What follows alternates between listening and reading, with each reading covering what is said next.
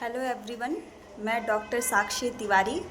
आज हम बात करेंगे प्रेगनेंसी के स्टार्टिंग के 3 मंथ्स यानी कि फर्स्ट ट्राइमेस्टर में किन बातों का आपको विशेषकर ध्यान रखना है और कौन कौन सी गलतियां हैं जो आपको अवॉइड करना है।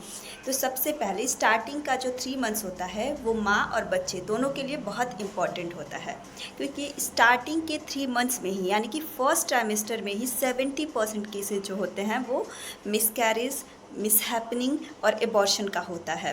अगर स्टार्टिंग के 3 मंथ्स आपके सेफली निकल गए तो आगे के जो मंथ्स होते हैं यानी कि जो सेकेंड ट्राइमेस्टर और थर्ड ट्राइमेस्टर होता है उसमें रिस्क जो होता है बहुत कम हो जाता है, क्योंकि स्टार्टिंग का जो 3 मंथ्स होता है उसमें अभी बच्चे का जो वज़न होता है वो 100 ग्राम के आसपास होता है और जो उसका लेंथ होता है वो 6 से 7 सेंटीमीटर का होता है।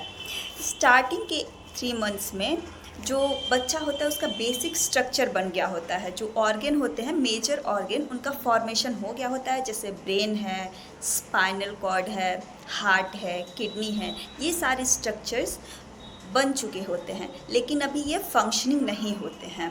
बाद में चल के ये सारे ऑर्गन्स फंक्शनिंग होते हैं। इसके अलावा जो फीमेल होती हैं उनके बॉडी के अंदर बहुत सारे चेंजेस आता है हार्मोनल इम्बैलेंस के वजह से, जिसकी वजह से फूल आना, उल्टी आना, जी मिचलना, अत्यधिक थकान होना, कई बार बार पेशाब का आना, वाइट डिस्चार्ज होना, ये सारे सिम्टम्स आपको फर्स्ट तिमाही में देखने को मिल सकता है।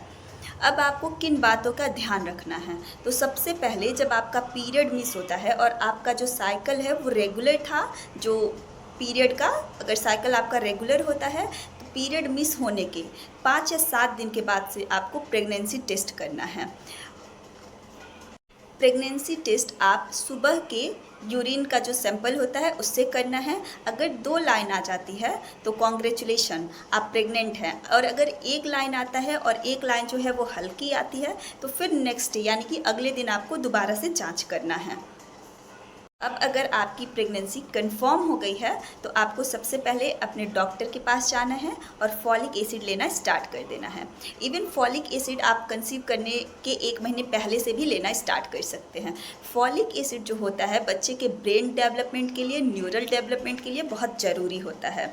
इसके अलावा जो बच्चे में होने वाली जन्मजात विकृतियाँ होती है उसके लिए भी बहुत ज़रूरी होता है।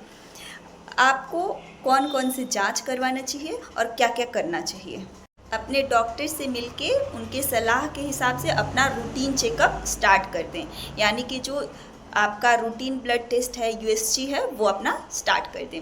आपको फर्स्ट यूएसजी जो है वो 7 से 9 हफ्ते के बीच में कराना होता है, जिससे जो बच्चे का हार्ट बीट होता है वो कंफर्म हो जाता है, क्लियर आपको पता चल जाता है। अब हम बात करते हैं डाइट की, कि अगर प्रेगनेंसी आपका कंफर्म हो गया तो स्टार्टिंग के 3 मंथ्स में डाइट में क्या क्या आपको लेना है। तो सबसे पहले फॉलिक एसिड सप्लीमेंट, और खाने में भी फॉलिक एसिड वाले जो डाइट है उनको इंक्लूड करना है, जैसे ग्रीन लीफी वेजिटेबल्स है, साथ ही साथ ड्राई फ्रूट्स है, ये सब अपने खाने में इंक्लूड करें और प्रोटीन की मात्रा को भी डाइट में ज़रूर इंक्लूड करें। आप चना, राजमा ये सब भी ले सकते हैं। और अगर आपको ज़्यादा थकान होता है तो आप रेस्ट करें। दिन में एटलीस्ट 1 आवर रेस्ट करें, 1 घंटे की नींद लें, और रात में 6 से 8 घंटे साउंड स्लीप सोना है। अगर आपको प्रॉपर नींद नहीं आ रही है तो पैरों में हल्की सी मालिश कर लें या पैरों की थोड़ी सी गर्म पानी से सिकाई कर लें, जिससे आपको प्रॉपर नींद आएगा। इसके अलावा आप अपने डॉक्टर से रेगुलर चेकअप करवाएं और उनके हिसाब से मेडिकेशन को फॉलो करें। सेल्फ मेडिकेशन इसमें अवॉइड करें, यानी कि खुद से जो भी आप मेडिकेशन लेना चाहते हैं उसको अवॉइड करें। स्टार्टिंग के 3 मंथ्स में यानी कि फर्स्ट ट्राइमेस्टर में आपको सीटी स्कैन और एक्सरे से बचना है। सीटी स्कैन और एक्सरे आपको नहीं करवाना है जब तक कि आपके डॉक्टर खुद आपको एडवाइस ना करें, क्योंकि सीटी स्कैन और एक्सरे करवाने से हार्मफुल रेडिएशंस आते हैं। हार्मफुल रेडिएशंस का एक्सपोजर होता है, जिससे बच्चे को कॉन्जेनाइटल एनोमलीज होने का रिस्क रहता है। इसके अलावा कोई भी भारी काम करने से आप पहले स्टार्टिंग के 3 मंथ्स में बचें। आपको पहले ट्राइमेस्टर में कोई भी भारी काम नहीं करना है। 4 से 5 केजी का वज़न आप उठा सकते हैं। सीढ़ियाँ बहुत तेज़ी से आपको नहीं चढ़ना है, भाग भाग के नहीं चलना है, दौड़ना नहीं है। अगर आप एक्सरसाइज करते हैं तो अपने डॉक्टर के क्लियरेंस के हिसाब से ही एक्सरसाइज भी करें। साथ ही साथ स्टार्टिंग के 3 मंथ्स में आप रिलेशन बनाने से भी बचें और कोई भी हैवी वर्क ना करें। अगर आपके आसपास में कोई अल्कोहल या स्मोकिंग करता है तो उसके कांटेक्ट से भी आप बचें, क्योंकि ये बच्चे के लिए हार्मफुल होता है।